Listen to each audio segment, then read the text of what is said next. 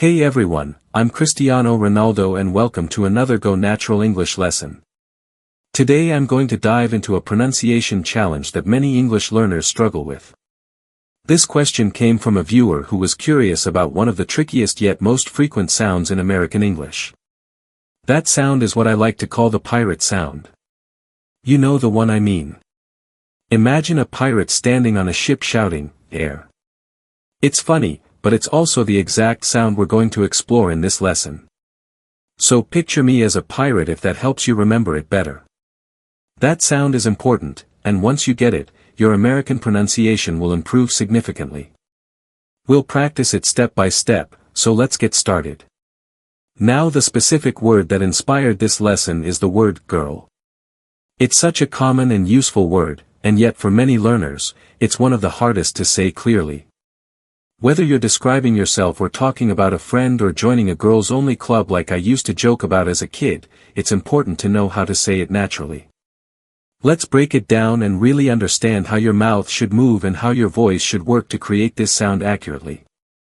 First, we're going to focus on the part. You want to push your lips out just a little, as if you're about to whistle or say something serious. Now the position of your tongue is also important. It should float right in the middle of your mouth, not touching your teeth or the roof of your mouth. Your vocal cords need to be vibrating too. Try to make the sound with your voice, not just your mouth. Try it with me. Air. Again. Air. Make sure those lips push out a bit. Good. Now gently stretch your chin forward a little as you say it again. Air. It might sound silly, but this physical movement actually helps the sound come out correctly. Try to get comfortable making that noise. Air. Now let's shift to building the word. We start with a hard G sound, like in the word go. Then you add that pirate sound right after it. Grr. And then comes the final sound, the L. That L sound is also a bit of a challenge. For the L, your tongue touches just behind your top front teeth and your mouth should be more open, like you're about to smile. There's no roundness like in the R sound. Let's blend the two together. First slowly. Girl. And again. Girl. You'll notice that your mouth needs to change shape between the R and the L. This transition is what makes it tricky, so take your time practicing. Let's do it at a normal pace now. Girl. Did you feel your mouth adjust? Keep repeating it until it becomes comfortable. Girl. This is where your effort pays off. The more you repeat these sounds and really pay attention to how your mouth feels and how your voice sounds, the easier it becomes. Even if it sounds strange or awkward at first, keep going. That's the only way your muscles and mind will adapt to these new movements. Think of this practice like training for a sport. You have to repeat drills, and pronunciation is the same. You're training your tongue, lips, and voice to work together in a new way. Let's go over the word again. Girl. Excellent. Now say it in a sentence. I am a girl. Or that girl is my friend. You'll notice that when you use the word in a real sentence, it flows a bit more naturally. Now while we're at it, let's try a few other words with that same sound, because once you master the sound in one word, you'll start hearing and recognizing it in many others. Try world. Try curl. Try twirl.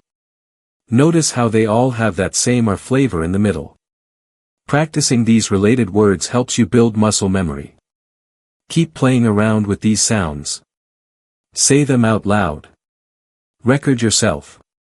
Listen back. Compare what you say with how native speakers say it.